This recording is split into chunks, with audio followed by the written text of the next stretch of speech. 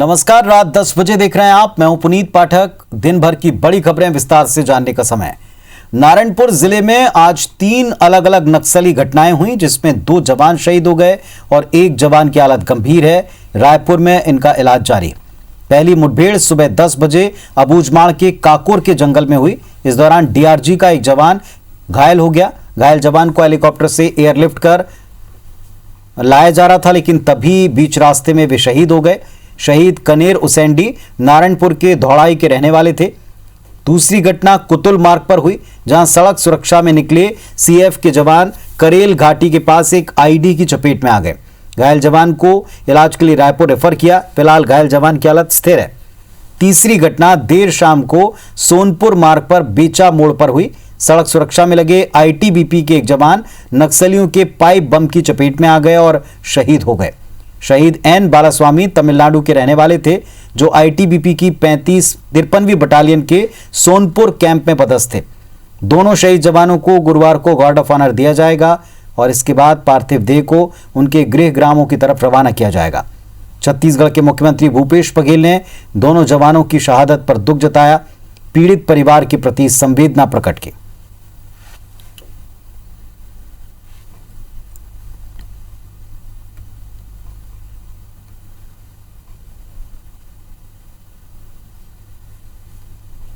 जिले में अपने 2 वीर शहीद को खोया है। एक घटना हुई है सोनपुर के पास में, जहां पर एक पाइप बम फटने से आईटीबीपी का एक जवान एल बालूचामी, ये मदुरई डिस्ट्रिक्ट तमिलनाडु का रहने वाला है, वो शहीद हुए हैं। दूसरी एक घटना जो हुई है वो हमारी डीआरजी की फोर्स निकली हुई थी ऑपरेशन के लिए। उसमें हमारा एक जवान कनेरू सेंडी, इसको गोली लगी थी और उसको बचाने का काफ़ी प्रयास किया गया, परंतु वो भी शहीद हुए हैं। इस प्रकार से 2 घटना में 2 जवानों की शहादत हुई है। एक घटना अकाबेड़ा क्षेत्र में भी, यहाँ पे आईडी की चपेट में एक जवान आया है, परंतु उसको रायपुर हॉस्पिटलाइज कर दिया गया है। अभी उसकी स्थिति बेहतर है।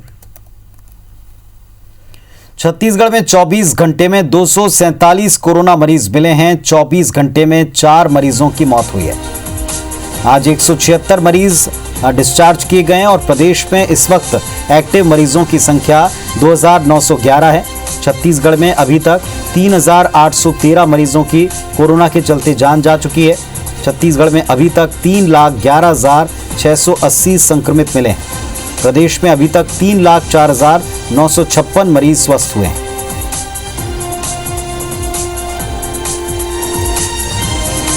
मध्य प्रदेश का भी अपडेट आपको दे दें। मध्य प्रदेश में बीते 24 घंटे में 344 नए केस मिले हैं। छिंदवाड़ा मंदसौर में 2 मरीजों की मौत हुई। भोपाल में बीते 24 घंटे में 70, इंदौर में 139 नए एक्टिव केस मिले। केसेस की संख्या बढ़कर प्रदेश में 2270 हो गई है। कुल मिलाकर अभी तक 2,60,313 मरीज सामने आ चुके हैं, जिनमें मध्य प्रदेश में कोरोना से मौत का आंकड़ा 3,857 पर पहुंच चुका है।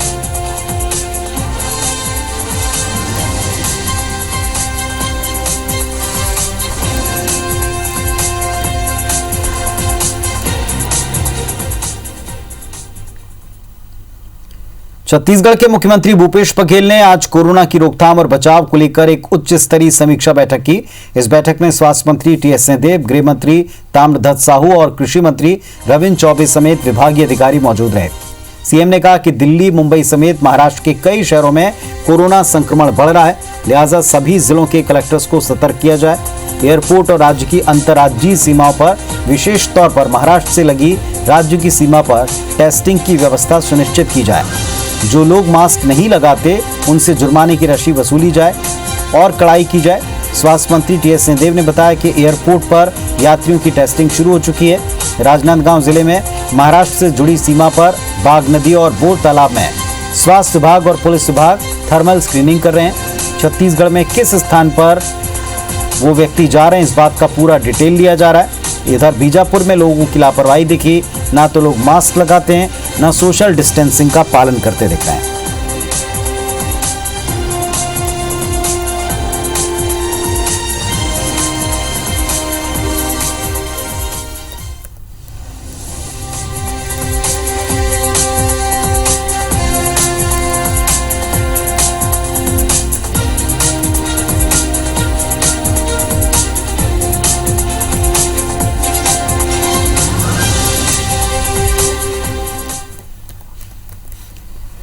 विधानसभा में ध्यानाकर्षण के दौरान धान खरीदी में अनियमितता का मामला गूंजा।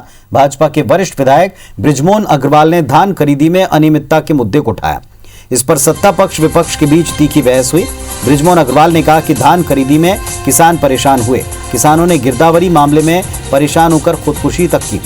बहुत से किसानों का धान नहीं बिक पाया। खाद्य मंत्री अमरजीत भगत ने इस पर जवाब दिया कि शनिवार रविवार होने की वजह से 2 दिन पहले धान खरीदी की समय सीमा समाप्त हो गई। पहले भी शनिवार रविवार और शासकीय अवकाश के दिन धान खरीदी नहीं होती थी। 21,52,000 पंजीकृत किसानों में से 20,53,000 किसानों से धान की खरीदी हुई है। बृजमोहन अग्रवाल ने पूछा कि छत्तीसगढ़ में कुल कितने किसानों ने धान बोया था, इस बात की जानकारी दी जाएगी।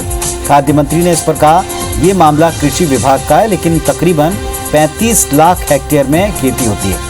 बृजमोहन अग्रवाल ने कहा, क्या सभी किसानों को राजीव गांधी किसान न्याय योजना का लाभ सरकार देगी? इस पर अमरजीत भगत ने कहा, राजीव गांधी किसान न्याय योजना की राशि के संबंध में जानकारी कृषि विभाग देगा। बीजेपी विधायक बृजमोहन अग्रवाल ने गिरदावरी संबंधित जानकारी मांगी। जवाब से असंतुष्ट बीजेपी विधायकों ने सदन से वॉकआउट किया।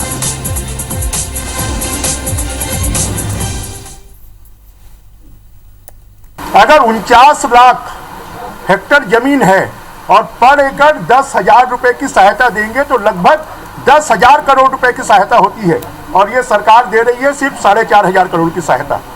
तो छत्तीसगढ़ के 39 लाख किसानों में से 19 लाख किसानों को इन्होंने 10,000 रुपए देने का, और वो भी एक किस्त में नहीं, 4-4 किस्तों में। तो राजीव गांधी न्याय योजना नहीं है, वो अन्याय योजना है।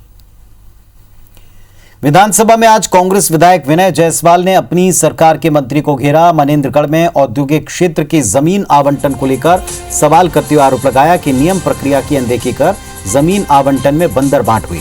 कांग्रेस विधायक विनय जायसवाल ने संबंधित अधिकारी को सदन में निलंबित करने की मांग की। विनय जायसवाल ने बताया कि प्रबंधक ने मनमाने तरीके से 17 लोगों को औद्योगिक भूमि का आवंटन कर दिया। इसके लिए न तो कोई विज्ञापन जारी किया, न आरक्षण नियमों का पालन किया। इस पर मंत्री कवासी लखमा ने कहा कि गंभीर मुद्दा है, इसीलिए उन्हें सदन से ही निलंबित करने की घोषणा करते हैं। वहीं नेता प्रतिपक्ष धर्मलाल कौशिक ने स्वास्थ्य मंत्री टी.एस. सिंहदेव को घेरते हुए कहा कि मृतकों के परिजन को 7 दिन के भीतर पोस्टमार्टम रिपोर्ट दिए जाने का नियम है, लेकिन 317 ऐसे मामले हैं जिसमें रिपोर्ट अब तक लंबित है। स्वास्थ्य मंत्री ने कहा, हमारी कोशिश है रिपोर्ट लंबित ना रहे। डॉक्टर्स की भर्ती के सवाल पर स्वास्थ्य मंत्री ने बताया, 2 साल में हमने डॉक्टर्स के 2000 पद भरे हैं।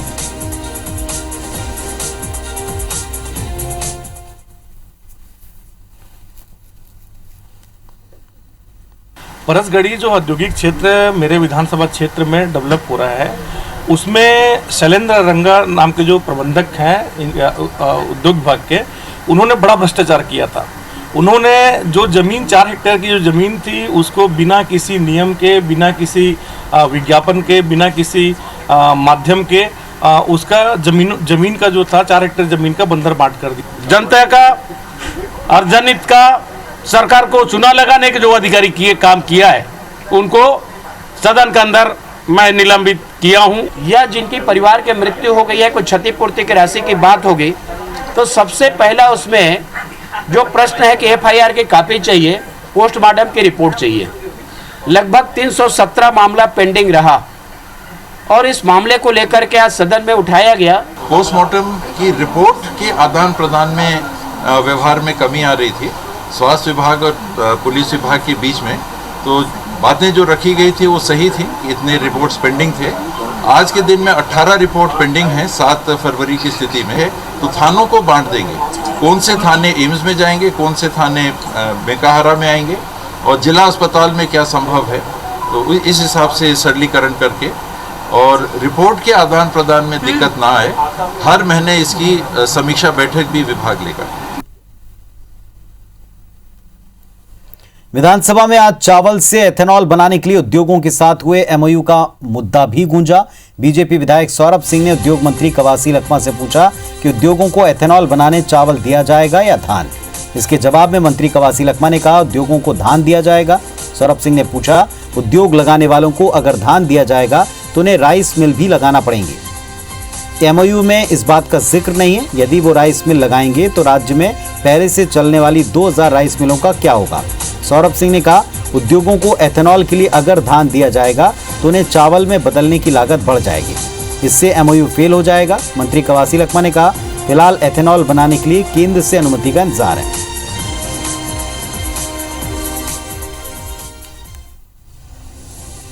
मैंने जो पूर्ण प्रश्न लगाया था कि आपने जो एमओयू किया है वो चावल से एथेनॉल बनाने के लिए एमओयू किया है, तो उन्होंने मेरे को जवाब में ये दिया कि धान से हमने एथेनॉल बनाने के लिए एमओयू किया है, और जब धान से वो चावल बनाएंगे और चावल से एथेनॉल बनाएंगे तो अतिरिक्त लागत लगेगी, और जब अतिरिक्त लागत उनको लगेगी तो वो एमओयू सक्सेसफुल होने वाले नहीं है। भारतीय जनता पार्टी हमेशा घुमाने की बात करता है। हम लोग किसान को फायदा पहुंचाने के लिए, मजदूर को फायदा पहुंचाने के लिए, हमारा छत्तीसगढ़ में धान बहुत पैदावार होता है। पिछले साल का 600 टन धान फोड़ा हुआ है, उनसे हम लोग एथेनॉल बनाना है। बात सरगुजा के महामाया शक्कर कारखाने में होने वाले तौल में गोलमाल की। यहां ट्रकों में गन्ना लेकर आने वाले किसानों की तौल में गड़बड़ी कर उनके हक पर डाका डाला जा रहा है। हर एक गाड़ी में 100 क्विंटल से ज्यादा की गड़बड़ी की जा रही। मामले का खुलासा होने पर अफसरों ने चुप्पी साध ली।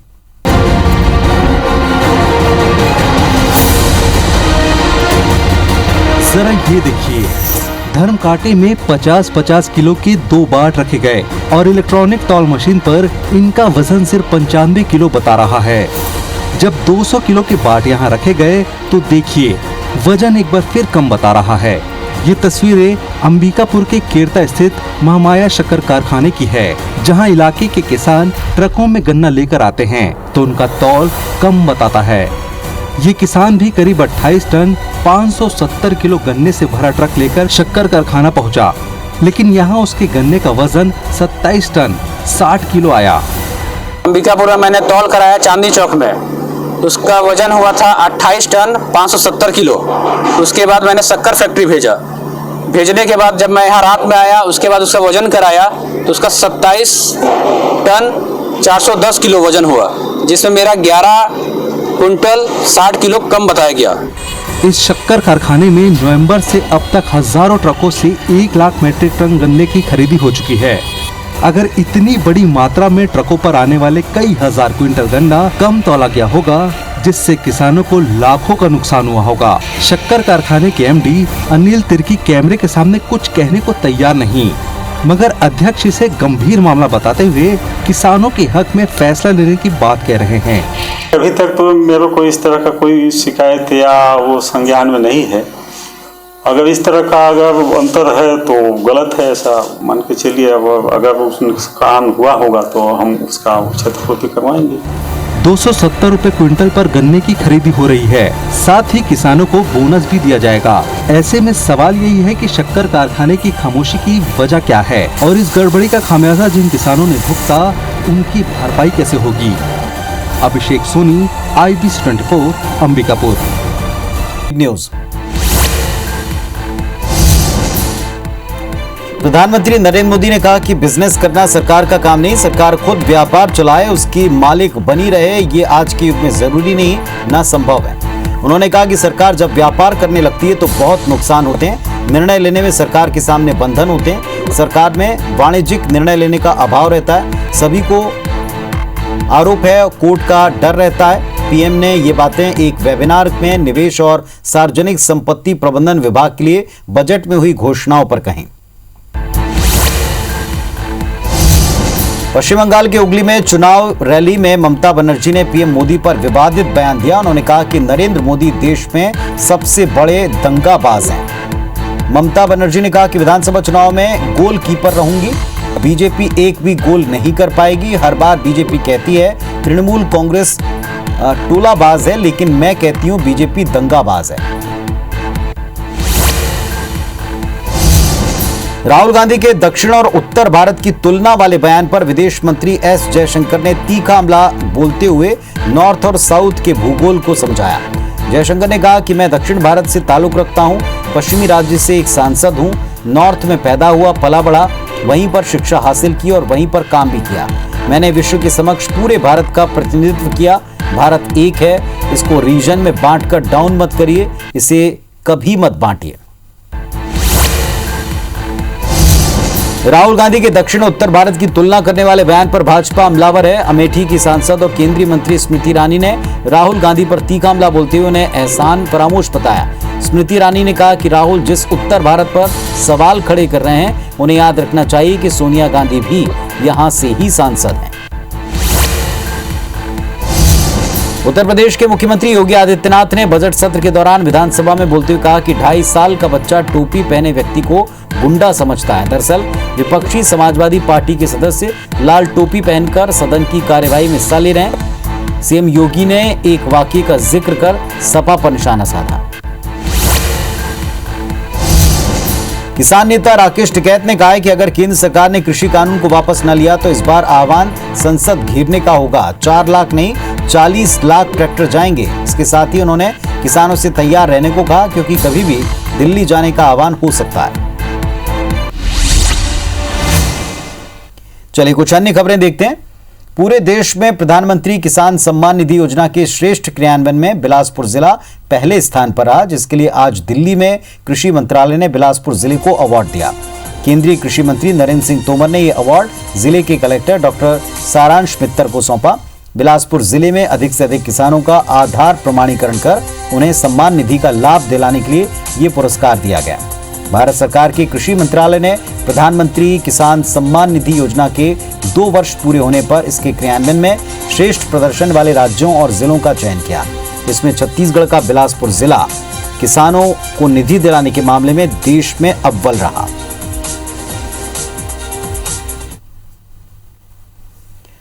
जशपुर में मंत्री अमरजीत भगत के बेटे आशीष भगत पर पहाड़ी कोरवा जनजाति की 25 एकड़ जमीन की फर्जी रजिस्ट्री के मामले में सियासत तेज हो गई। बीजेपी प्रदेश अध्यक्ष विष्णुदेव साय की नियुक्त की गई 6 सदस्यीय जांच टीम पीड़ित परिवार से मिलने उनके गांव गुतकिया पहुंची।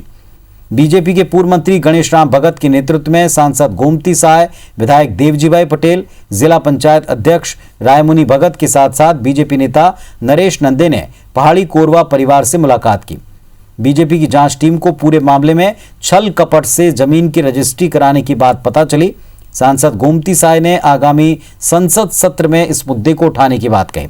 छत्तीसगढ़ शासन के मंत्री अमरजीत भगत के पुत्र आशीष भगत पर पहाड़ी कोरवाओं की लगभग 25 एकड़ जमीन बिना उनकी सहमति के अंगूठा लगवाकर रजिस्ट्री कराने के मामले को बीजेपी जांच टीम ने बेहद गंभीर मामला बताया। राज्यपाल और राष्ट्रपति से इसकी शिकायत की बात कही। मामले में परिजनों ने जमीन वापसी की मांग की है। इन्होंने जो बयान दिया, उस बयान को हम लोग कमेटी के लोग महामहिम राज्यपाल जी से और आवेदन दे करके उनके बयान को दे करके इस पर आप हस्तक्षेप करें और तत्काल उनको न्याय दे। इस बात को मैं महामहिम राष्ट्रपति तक हम लोग सब समिति पहुंचाएंगे और व्यक्तिगत रूप से मैं एक सांसद होने के नाते इस बात को मैं लोकसभा में भी उठाऊंगी कि राष्ट्रपति जी के दत्तक पुत्रों के साथ कांग्रेस की सरकार किस तरह की अन्याय कर रही है। पूरा जमीन के मन तो रजिस्टर कर ले नहीं। कौन का का अमरजीत भगत कर बेटा मोर काका ससुर कर बेटा उमन आले और मोर ससुर मन के ठीक के ले लाई। वो मन कहले कि कोई बगड़े इनसे के देथी के ले लाई और पूरा जमीन हमर 25 एकड़ के दे देले। मोर बुआ मन के का कहले के ठीक ठुका के बोला ले गढ़ा जे कोई बगड़ी दी रहले कतगरो ठाव के ओके दे दिल कह के। अब पूरा के रजिस्ट्री हुई कि क्या हुई से कि उनके भी पता नहीं क्या ठीक ठुका के लिए के दस्तखत करवाई देना। रायगढ़ में ट्रक और ट्रेलर मालिक संघ ने 25 फरवरी से गाड़ियों का परिवहन बंद करने का ऐलान किया। दरअसल पेट्रोल डीजल की कीमत और गाड़ियों के पार्ट्स की बढ़ती कीमत को लेकर किराया नहीं बढ़ाए जाने से ट्रांसपोर्टर नाराज हैं। जिले के 500 से अधिक ट्रांसपोर्टर इस हड़ताल में शामिल होंगे। अगर हड़ताल होती है तो 2500 से अधिक ट्रेलरों का परिवहन जिले में बंद होगा।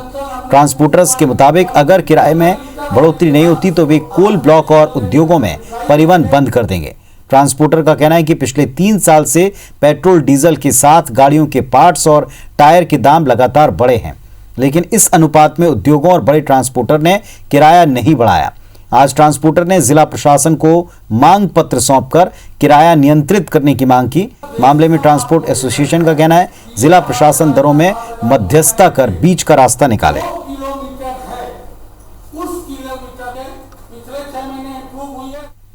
गाड़ियों के भाड़े मिल रहे हैं, उससे हमारे जो दैनिक खर्च हैं वो भी नहीं निकल पा रहे हैं। तो जो ट्रांसपोर्टर या उद्योगों द्वारा जो हमको भाड़ा दिया जा रहा है, भाड़ा बहुत ही कम है। तो भाड़ा बढ़ाने के लिए हमारे द्वारा 25 तारीख से आर्थिक नाकेबंदी का ऐलान किया गया है। उनकी जो मांग है उस डीजल से ज्यादा की है, जो हमारे हाथ में नहीं है। जब तक जिस कंपनी से हम काम करते हैं, जब तक वो कोई निर्णय नहीं लेंगे। स्ट्राइक गलत है और ये निर्णय में हम सहमत नहीं है। ये निर्णय नहीं होना चाहिए। हम चाहते हैं कि बिना किसी व्यवधान के शांति से एक ऐसा निर्णय निकले जो ट्रक मालिक संघ के हित में हो और ट्रांसपोर्टरों के और उद्योगों के सामंजस्य से ये हो सकता है। राजधानी भोपाल की साइबर सेल ने एक ऐसे अंतर्राज्यीय गिरोह का पर्दाफाश किया जो मेडिकल कॉलेज में एमबीबीएस में दाखिला दिलाने के नाम पर ठगी करते थे। ठगों को पुणे, महाराष्ट्र, इंदौर से गिरफ्तार किया है। लोगों को ठगी का संदेह ना हो इसलिए नीट काउंसलिंग के नाम पर एक वेबसाइट बनाई गई। इस वेबसाइट पर सर्चिंग करने के दौरान छात्र धोखाधड़ी का शिकार हो जाते थे। साइबर क्राइम के जोनल एएसपी अंकित जायसवाल के मुताबिक ठगों ने देश के कई राज्यों में एमबीबीएस की काउंसलिंग और दाखिले के नाम पर सैकड़ों छात्रों से 1 करोड़ से अधिक की ठगी की। रकम ऐंठने के बाद जिस नंबर से फोन करते थे, नंबर को बंद कर लेते थे। पुलिस ने मुख्य आरोपी अरविंद कुमार, उसके 2 साथी राकेश कुमार और अनामिका को पुलिस रिमांड पर लिया है।